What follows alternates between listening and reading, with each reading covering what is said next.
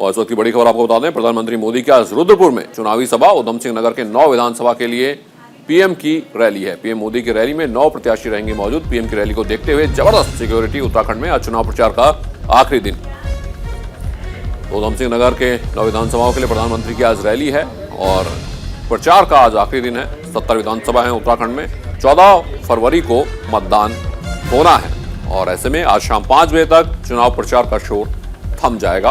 तो इस वक्त ये बड़ी खबर आपको बता दें, उत्तराखंड में आज चुनाव प्रचार का आखिरी दिन है और शाम 5 बजे के बाद प्रचार नहीं होगा। और आज प्रधानमंत्री नरेंद्र मोदी की रैली है। लगातार प्रधानमंत्री नरेंद्र मोदी का उत्तराखंड दौरा रहा है। पहले श्रीनगर गढ़वाल, फिर अल्मोड़ा जो कि कुमाऊं क्षेत्र में आता है, और अब तराई क्षेत्र में प्रधानमंत्री नरेंद्र मोदी रैली करेंगे। यानी इन पिछले 3 दिनों में प्रधानमंत्री ने लगभग पूरे उत्तराखंड को छुआ है।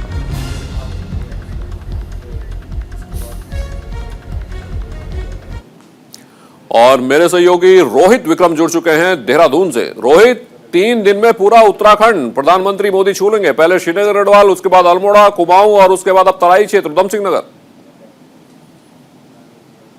बिल्कुल, साफ तौर पर प्रधानमंत्री नरेंद्र मोदी के जो ताबड़तोड़ जनसभाएं हो रही हैं, साफ तौर पर भारतीय जनता पार्टी किसी भी कीमत पर उत्तराखंड को हाथ से जाने नहीं देना चाहती। और एक बार फिर से भारतीय जनता पार्टी की सरकार प्रदेश में 2022 के विधानसभा चुनाव में बने। इसके तहत प्रधानमंत्री जो सबसे बड़े स्टार प्रचारक है भारतीय जनता पार्टी के, उन्होंने मोर्चा संभाला हुआ है। उनके नेतृत्व में गृह मंत्री अमित शाह, चाहे हम मध्य प्रदेश के मुख्यमंत्री शिवराज सिंह चौहान की बात करें, आज यूपी के सीएम योगी आदित्यनाथ भी पहुंचेंगे कोटद्वार में और टिहरी में विशाल जनसभा को संबोधित करेंगे। योगी आदित्यनाथ की जनसभा को वर्चुअल माध्यम से भी दिखाने का भारतीय जनता पार्टी का प्रयास है, क्योंकि योगी आदित्यनाथ भी भारतीय जनता पार्टी के बड़े स्टार प्रचारकों में से एक है। तो प्रधानमंत्री नरेंद्र मोदी की आज ये उत्तराखंड 2022 के विधानसभा चुनाव के चुनावी समर की आखिरी जनसभा होगी और इस आखिरी जनसभा में वर्चुअल माध्यम से भारतीय जनता पार्टी का जो डिजिटल ऑर्गेनाइजेशन है, पूरा जो सोशल मीडिया ऑर्गेनाइजेशन है, पूरा युद्ध स्तर पर लगा हुआ है। अब चूंकि इस जनसभा को भारतीय जनता पार्टी उत्तराखंड के 70 विधानसभा क्षेत्रों में वर्चुअल माध्यम से दिखाने का प्रयास करती है। यूट्यूब, फेसबुक, ट्विटर और तमाम सोशल मीडिया के माध्यम में उनसे भारतीय जनता पार्टी पीएम मोदी के जन संबोधन को दिखाएगी और सुनाएगी कि प्रधानमंत्री नरेंद्र मोदी उत्तराखंड के परिप्रेक्ष्य में क्या कुछ कह रहे हैं।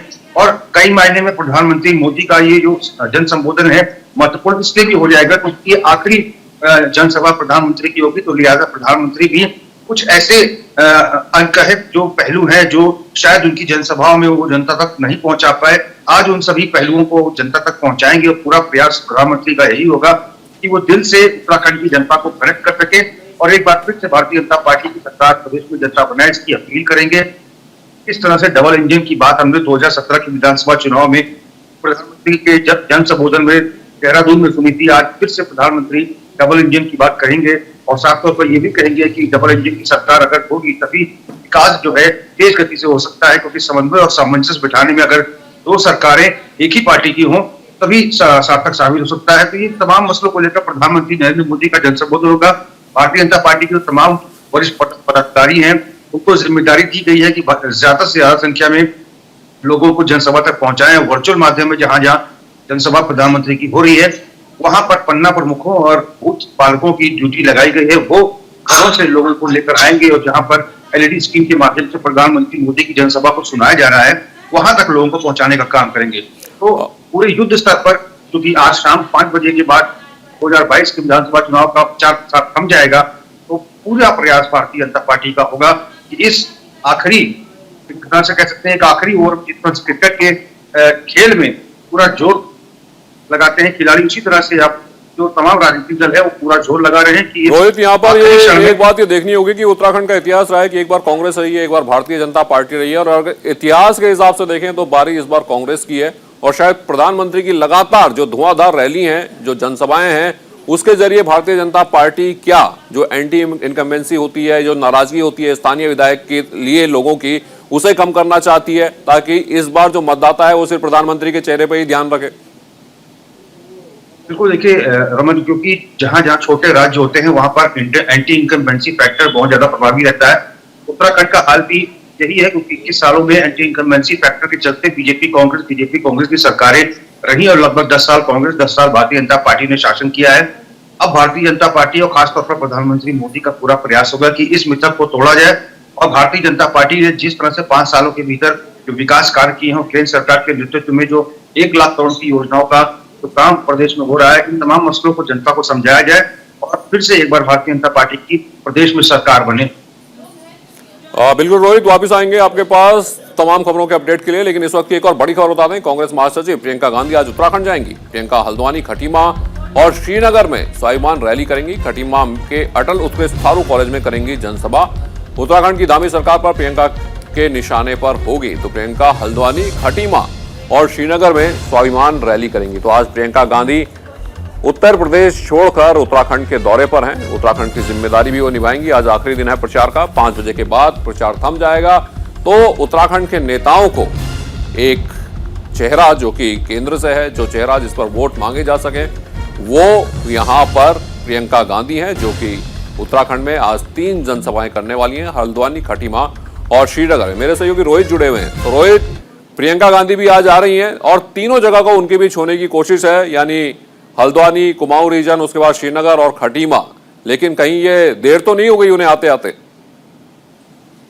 बिल्कुल रमन, अगर चुनावी समय की बात करें तो प्रियंका गांधी का ये तीसरा उत्तराखंड का जो दौरा होगा और खासतौर पर मुख्यमंत्री की जो विधानसभा है, खटीमा विधानसभा क्षेत्र, वहां पर प्रियंका गांधी का जनसंबोधन करना एक बड़ी बात है, क्योंकि मुख्यमंत्री लगातार डोर टू डोर कैंपेन करते रहे हैं और लगातार जो विजय संकल्प यात्रा के माध्यम से या फिर अन्य माध्यमों से भी भारतीय जनता पार्टी के जो तमाम स्टार प्रचारक हैं, केंद्रीय मंत्री हैं, वो खटीमा पहुंचते रहे हैं। तो लगातार जो है कांग्रेस का पूरा प्रयास है कि सबसे पहले मुख्यमंत्री की कॉन्स्टिट्यूंसी में प्रियंका गांधी को भेजा जाए। तो खटीमा से प्रियंका गांधी पहुंचेंगी, उसके बाद हल्द्वानी में पहुंचेंगी, जहां विशाल जनसभा को संबोधित करेंगी। भारतीय जनता पार्टी की तरह कांग्रेस में भी जो IT सेल है कांग्रेस का, वो भी प्रियंका गांधी की जनसभाओं को वर्चुअल माध्यम से उत्तराखंड के सभी विधानसभा क्षेत्रों में दिखाएगा। उनके भी तमाम कार्यकर्ताओं को जिम्मेदारी दी गई है कि प्रियंका गांधी की जनसभा को जन जन तक सुनाया जाए कि कांग्रेस क्या विजन लेकर 2022 के चुनाव में जा रही है। और इसके साथ ही पौड़ी जनपद के श्रीनगर में भी प्रियंका गांधी पहुंचेगी, जहां पर उनकी जनसभा होगी और जनसभा को डिजिटल माध्यम से कांग्रेस उत्तराखंड की सभी विधानसभा क्षेत्रों में दिखाने का प्रयास करेगी। बिल्कुल रोहित, और दरअसल यहाँ प्रियंका गांधी, वहां प्रधानमंत्री नरेंद्र मोदी, आज जबरदस्त दिन रहने वाला है उत्तराखंड में प्रचार का।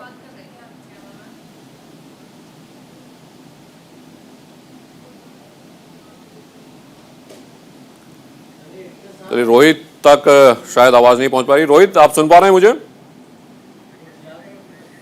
तो चलिए, ये आज उत्तराखंड में प्रचार जो है शाम 5 बजे तक थम जाएगा और उसके लिए तमाम पार्टियों ने पूरी ताकत लगा दी। और इस वक्त की एक और बड़ी खबर आपको बता दें, प्रधानमंत्री नरेंद्र मोदी का कन्नौज दौरा भी आज है। मां अन्नपूर्णा ग्राउंड में पीएम मोदी की जनसभा। दोपहर में कन्नौज पहुंचेंगे पीएम मोदी। 10 विधानसभाओं की संयुक्त रैली को पीएम करेंगे संबोधित। पीएम के कन्नौज पहुंचने के रूट में बदलाव, पीएम मोदी लखनऊ से पहुंचेंगे कन्नौज। तीसरे दौर में कन्नौज में होगी वोटिंग। तो लगातार प्रधानमंत्री नरेंद्र मोदी जनसभाएं कर रहे हैं। स्टार प्रचारक हैं वो भारतीय जनता पार्टी के, और आज कन्नौज में प्रधानमंत्री नरेंद्र मोदी जनसभा करेंगे। हालांकि उनके कन्नौज पहुंचने के रूट में थोड़ा बदलाव हुआ है। पीएम मोदी लखनऊ से कन्नौज पहुंचेंगे। तो ये बड़ी खबर आपको बता दें, आज प्रधानमंत्री नरेंद्र मोदी कन्नौज में रैली करेंगे। तीसरे दौर में कन्नौज में वोटिंग होनी है। तो उत्तर प्रदेश में मिशन 300 पार के लिए बीजेपी ने पूरी ताकत झोंक दी है। प्रधानमंत्री नरेंद्र मोदी आज कन्नौज में चुनावी रैली को संबोधित करेंगे। पीएम की रैली तिरवा में मां अन्नपूर्णा ग्राउंड में होगी। मोदी यहां पर कन्नौज, इटावा, औरैया और फर्रुखाबाद की 10 विधानसभाओं की संयुक्त रैली को संबोधित करेंगे। इन विधानसभा क्षेत्रों में तीसरे चरण में मतदान होना है। पीएम की रैली के दौरान इन विधानसभा सीटों के सभी प्रत्याशी मौजूद रहेंगे। पीएम मोदी पहले कानपुर होते हुए कन्नौज पहुंचने वाले थे, लेकिन अब पीएम के रूट में थोड़ा बदलाव किया गया है। अब वो लखनऊ से कन्नौज पहुंचेंगे। पीएम के दौरे को देखते हुए सुरक्षा के कड़े इंतजाम किए गए हैं। वहीं कोविड गाइडलाइंस का विशेष तौर से पालन किया जा रहा है। पीएम की रैली का सोशल मीडिया प्लेटफॉर्म पर भी प्रसारण किया जाएगा।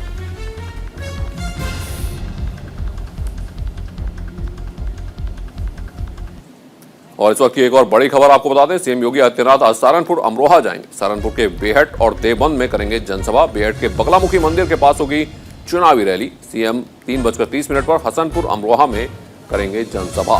तो सहारनपुर के बेहट और देवबंद में जनसभा करेंगे योगी आदित्यनाथ। तो सेकंड फेज का चुनाव होना है। आज शाम 5 बजे के बाद उत्तर प्रदेश में भी प्रचार थम जाएगा दूसरे चरण के लिए, और 3:30 बजे सीएम योगी आदित्यनाथ आज सहारनपुर और अमरोहा जाएंगे वहां जनसभा को संबोधित करेंगे। सहारनपुर का बेहट और देवबंद में वो जनसभा करने वाले हैं। तो बेहद महत्वपूर्ण चुनाव उत्तर प्रदेश का भारतीय जनता पार्टी के लिए और खासकर सीएम योगी आदित्यनाथ के लिए।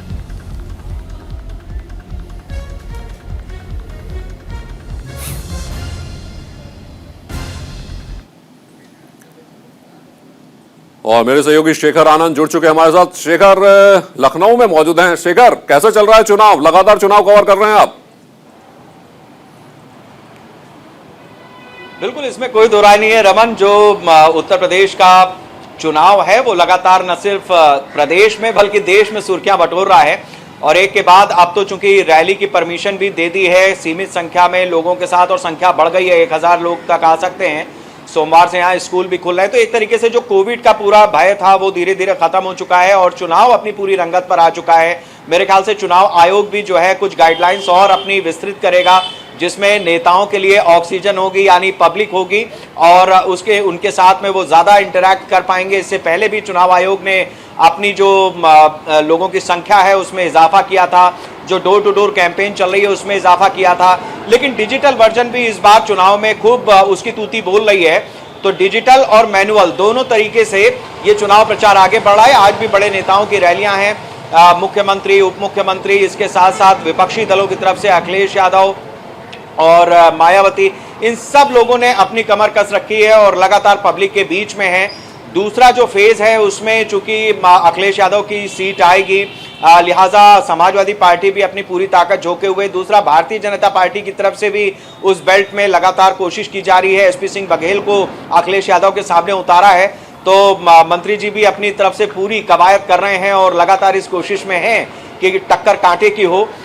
बीजेपी हो या समाजवादी पार्टी हो या बहुजन समाज पार्टी हो, सभी अपनी तरह से लगातार प्रयास कर रहे हैं कि जनता के बीच में ज्यादा से ज्यादा पहुंचें, अपने जो वादे इरादे हैं उनको ज्यादा से ज्यादा लोगों के सामने रख सकें, लोगों का भरोसा जीत सकें।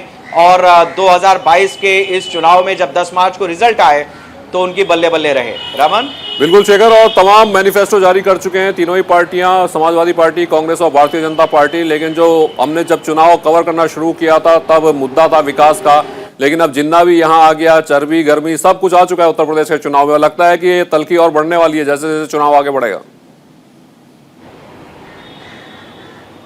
देखिए, उत्तर प्रदेश का जो चुनाव है उसमें अगर हिंदू मुसलमान ना हो, अगर जातियां ना आए तो फिर ये चुनाव पूरा नहीं होता है और लोगों की दिलचस्पी भी इसमें रहती है। ऐसी बात नहीं, आप देखिए कर्नाटक में जो हिजाब का मामला उतरा, अब ये भी अपनी तरह से एक फैक्टर है। जो MIM है उसने असदुद्दीन ओवैसी ने कल देश भर में हिजाब दिवस मना डाला। तो जाहिर सी बात है कि इसका रिएक्शन जो है, इसका जो है इस एक्शन का रिएक्शन ये आपको व्यापक रूप से देखने को मिलेगा। उत्तर प्रदेश में बीते दिनों में लगातार इन चीजों को हवा दी गई है। और जहां तक विकास की बात है तो विकास एक निरंतर प्रक्रिया है और वो टेकन फॉर ग्रांटेड है। इसके अलावा क्या चीजें मिल रही हैं, वो चाहे मुफ्त की हो, चाहे धर्म से जुड़ी हो, चाहे रोजी रोटी से जुड़ी हो, इन सवालों को लेकर के जब वोट पड़ते हैं तो जाहिर सी बात है कि वो कहीं और का नहीं, उत्तर प्रदेश का ही चुनाव होता है। इस बात को राजनेता बहुत अच्छी तरीके से जानते हैं, मानते हैं। आप देखिए, प्रियंका गांधी ने जब अपना उन्नति विधान घोषणा पत्र जारी किया उस समय पे हम लोग वहां पर थे। सवाल हम लोगों की तरफ से रखा गया कि आपने उन्नति पत्र की बात की है, आप खुद कह रही हैं कि विकास के नाम पर वोट मांगे जाएं जब आपके दरवाजे पर पॉलिटिकल पार्टी के नेता आए, लेकिन आपने सुबह सवेरे ट्वीट कर दिया हिजाब के ऊपर। तो इससे क्या समझा जाए? प्रियंका गांधी हत्थे से उखड़ गई और उन्होंने लगातार बहस मुबाहिसा भी शुरू किया। लेकिन ये हकीकत है, ये उत्तर प्रदेश का एक ऐसा चुनाव जिसमें कोई भी पार्टी अपनी तरह से धर्म और जाति के बगैर इस चुनाव को आगे बढ़ाती नहीं है। बिल्कुल सही कर रहे हैं आप। ये पूरा गुणा भाग और जातीय समीकरण सेट करके टिकट भी दिए जाते हैं और उसी तरह से उत्तर प्रदेश का चुनाव भी लड़ाया जाता है। वापस आएंगे तमाम खबरों के अपडेट के लिए, लेकिन इस वक्त एक और बड़ी खबर बता दें अपने दर्शकों को। बीएसपी सुप्रीमो मायावती का आज औरैया दौरा। भदौरा में मायावती करेंगी जनसभा को संबोधित। औरैया समेत 9 जिलों के बीएसपी प्रत्याशी होंगे शामिल। औरैया सीट पर तीसरे चरण में होगी वोटिंग। तो बीएसपी सुप्रीमो मायावती भदौरा में जनसभा को संबोधित करेंगी। और मायावती जो थोड़ा देर से प्रचार में उतरी, लेकिन फिर से अब वो लगातार जनसभाएं कर रही हैं। तो मेरे सहयोगी शेखर जुड़े हुए हैं। शेखर, इस बार हाथी बड़ी धीमी चाल से चला, लेकिन अब मैदान में जलवे दिखा रहा है। देखिए, हाथी की चाल धीमी नहीं, हाथी की चाल मस्त होती है रमन। धीमे तो वो खैर चलता ही है, लेकिन अपने हिसाब से अपना फूंक फूंक करके कदम रखता है। और यही चीज मायावती के साथ में भी है। उनका हाथी उन्हें पता है कि दुबला होगा तो भी हिरन नहीं हो जाएगा, यानी इसके दो मतलब है, एक तो गायब नहीं होगा और दूसरा दुबला होगा तो कितना दुबला होगा। तो 18-20% के हिसाब से उनका हाथी खड़ा होता है, हर चुनाव में खड़ा होता है और इस बार भी खड़ा होगा। दिलचस्प चीज ये है कि मायावती ने बड़ी स्ट्रेटेजिकल वे में अपनी पार्टी को इस बार रिकंसोलिडेट किया है, क्योंकि उनके पार्टी के तमाम जो जमे जमाए नेता थे वो चुनाव के दौरान और चुनाव से पहले लगातार पार्टी को छोड़ते रहे। ऐसे में नई ब्रिगेड जो है वो बहुजन समाज पार्टी की तरफ झुकी और वहां पर उन्होंने टिकट भी दिए हैं।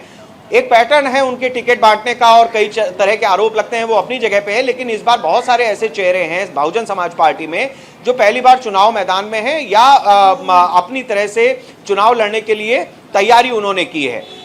जैसे आगरा से उन्होंने 1000 लोगों की जब परमिशन मिल गई उसके बाद रैली शुरू की। हम देख रहे हैं कि Bahujan Samaj party Covid guidelines का पालन करते हुए लगातार अपनी चुनावी प्रक्रिया को आगे बढ़ा रही है। इससे पहले सतीश चंद्र मिश्रा जो जिले जिले में गए वहां पर उन्होंने कोऑर्डिनेट किया, वहां पर कोऑर्डिनेटर्स और पार्टी पदाधिकारियों के साथ मीटिंग की, पब्लिक रैली की उन्होंने। उनकी पत्नी भी लगातार इस पूरे कवायद में उनका साथ दे रही हैं। इसके अलावा दो चेहरे, एक तो कपिल मिश्रा और दूसरा आनंद, इन दोनों को भी बहन जी की तरफ से सामने लाया गया और ये कहा गया कि ये लोग चुनाव प्रक्रिया को आगे बढ़ाएंगे, ये युवाओं का चेहरा होंगे। तो इस तरीके से चाहे वो सतीश चंद्र मिश्रा के बेटे हों या मायावती के भतीजे हों, इन दोनों लोगों ने अपनी कमर कसी है और इस चुनाव में बहुजन समाज पार्टी के लिए वोट मांग रहे हैं। अब मायावती मैदान में आ गई हैं और जैसा आपने बताया कि औरैया में और एक साथ वो सारे कैंडिडेट्स को बुला करके रैली करके और मैसेज कन्वे कर रही हैं। रमन, बिल्कुल बिल्कुल शेखर, और वापस आते हैं आपके पास खबरों के अपडेट के लिए। लेकिन एक और खबर उत्तर प्रदेश चुनाव से जुड़ी हुई अपने दर्शकों को बता दें। समाजवादी पार्टी अध्यक्ष अखिलेश यादव का बरेली दौरा आज है। अखिलेश यादव बरेली में करेंगे रोड शो, पार्टी प्रत्याशी के समर्थन में वोट मांगेंगे, 9 विधानसभा सीटों को साधने की कोशिश करेंगे अखिलेश। बरेली में दूसरे चरण में मतदान होना है, तो अखिलेश यादव बरेली में रोड शो करेंगे, पार्टी प्रत्याशी के समर्थन में वोट मांगेंगे। शेखर, अगर पहले चरण की बात करें, पहले चरण में भी आपने पूरे मतदान को कवर किया और आप बूथ बूथ घूमे, लोगों से आपने बातचीत की। पहले चरण ने क्या समाजवादी पार्टी के कॉन्फिडेंस को बढ़ाया है और अब आने वाले चरण में भी उसकी झलक दिखेगी? देखिए, इक्वेशंस बहुत मायने रखती हैं उत्तर प्रदेश के चुनाव में और जैसे ही एक घटना होती है वो पूरा सिनेरियो बदल करके रख देती है। आपको रमन याद होगा जब सुबह हम लोग लाइव पे जुड़े उसी समय खबर आई 9 सवा 9 बजे के आसपास की, जयंत चौधरी ने कहा कि हम बिजनौर जा रहे हैं, वहां पर रैली को करेंगे, कन्विंसिंग करेंगे और इसलिए मैं वोट नहीं दूंगा।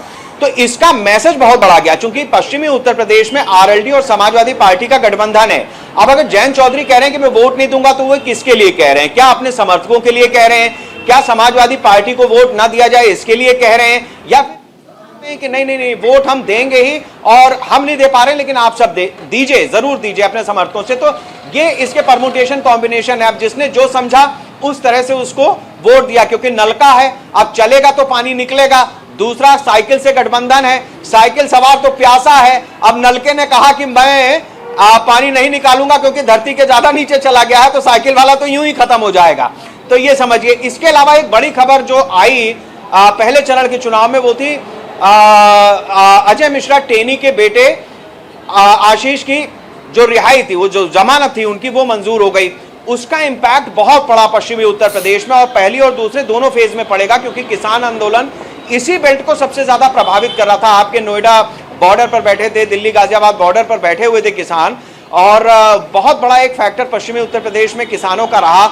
लेकिन ये जिस तरीके का समीकरण बना, ये जो खबर आई, इसने दोनों पार्टियों को दोनों तरफ से अपने अपने लोगों को मोटिवेट करने का मौका दिया। मतलब बीजेपी ने ये कहा कि देखिए कोई मसला नहीं था और ये तो खामखा की बात थी, और दूसरी तरफ समाजवादी पार्टी और जयंत चौधरी और बाकी विपक्ष की तरफ से ये हुआ कि देखिए सत्ता में बैठे हैं तो इन्होंने अपने लोगों को रिहा कर दिया और इस तरीके से पैरवी नहीं हुई वगैरह वगैरह। बिल्कुल बिल्कुल शेखर, और ये तमाम चीजें, तमाम बयान असर डालते हैं, लेकिन बस परेशानी इस बात की है कि कहीं नेताजी कहें स्कूल बंद रखा जाएगा और कार्यकर्ता ये ना समझ ले स्कूल बंद रखा जाएगा।